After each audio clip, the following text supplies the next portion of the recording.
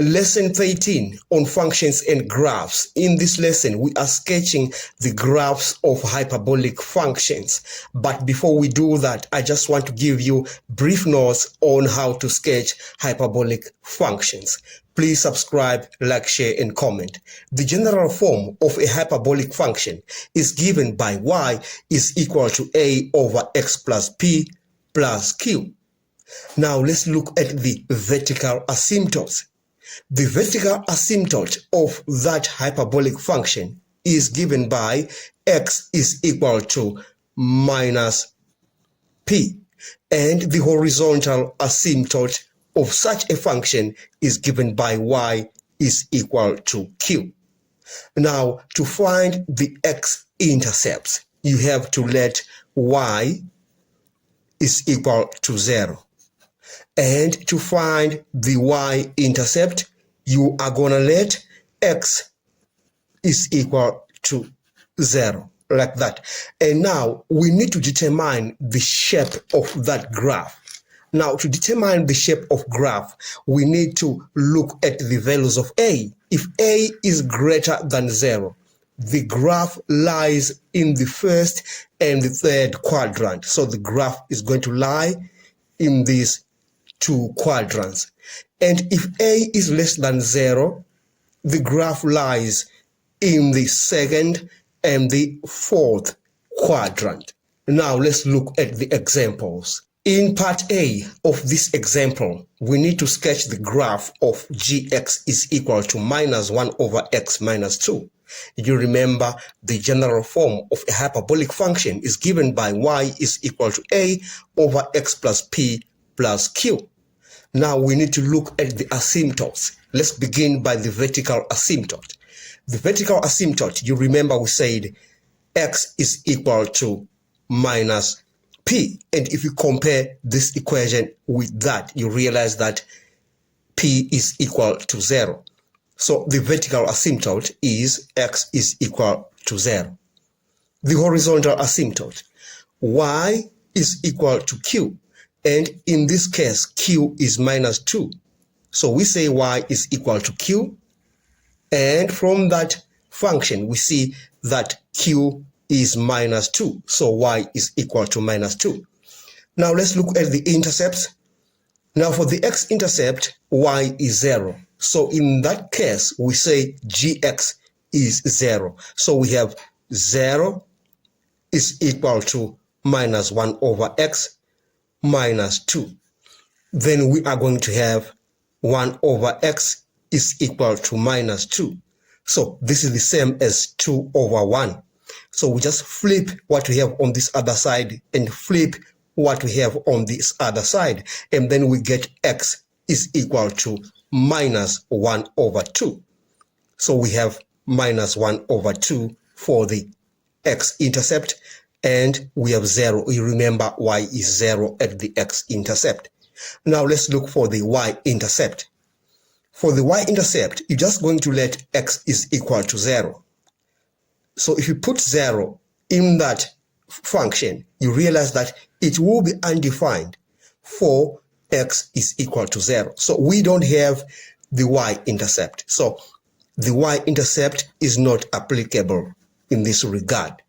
Now we have all what we need. We have the vertical asymptote, which is at 0.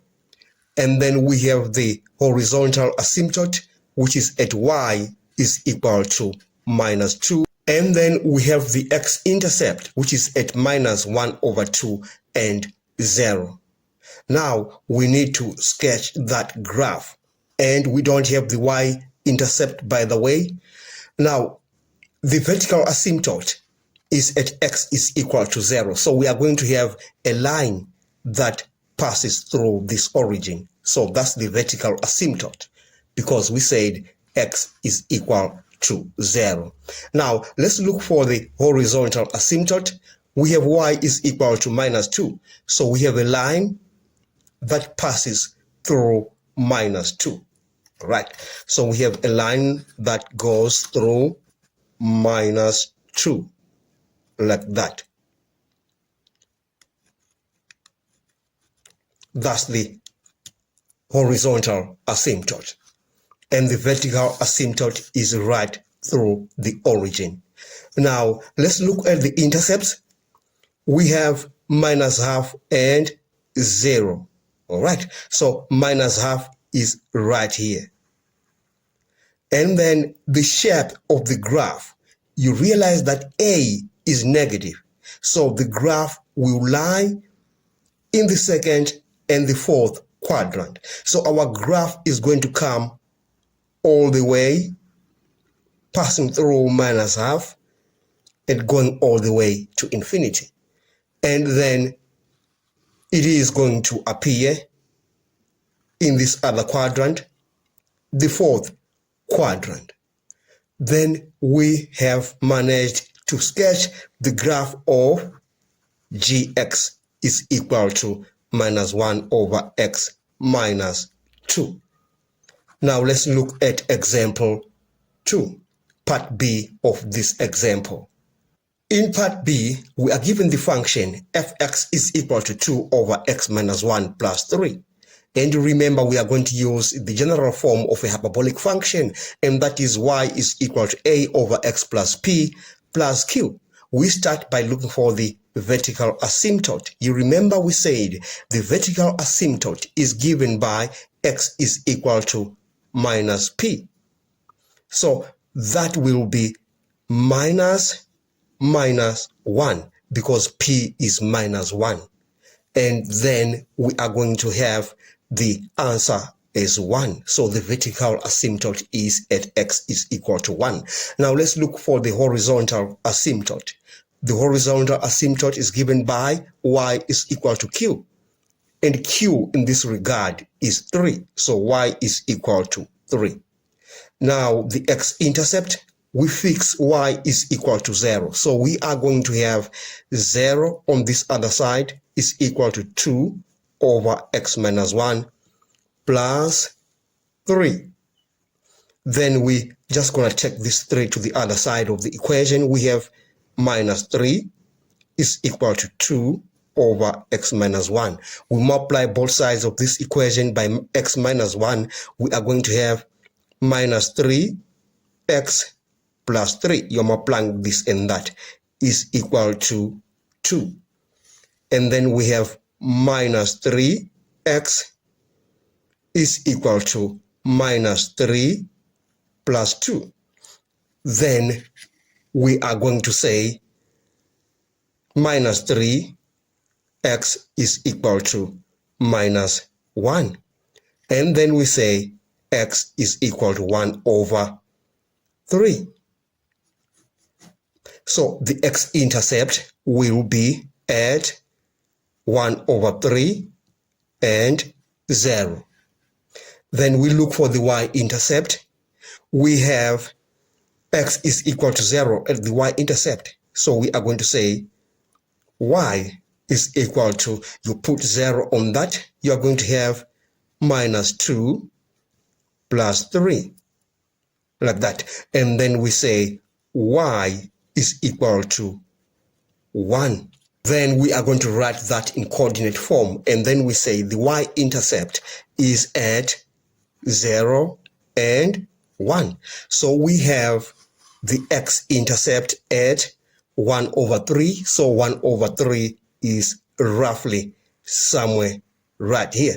And then the y-intercept is at 0 and 1. So we have a y-intercept right here and the x-intercept right here. Now let's look for the asymptotes. We said the vertical asymptote is at x is equal to 1. So we have a line that is going to come right here through 1. That's the vertical asymptote. And the horizontal asymptote is y is equal to 3. So we have the horizontal asymptote coming right through 3, like that. And then we are going to determine the shape of the graph. The graph has the value of a, which is 2, and that's greater than 0. So the graph is going to lie in the first quadrant and the third quadrant. All right, now we can sketch the graph. The graph is going to come passing through 1, the y-intercept, and passing through 1/3, the x-intercept. So we have 1/3 right here. And then it is going to lie in the first quadrant. Therefore, we've managed to sketch the graph of f(x). We are done with this lesson. Thanks for watching. Please subscribe, like, share, and comment. Enjoy your day.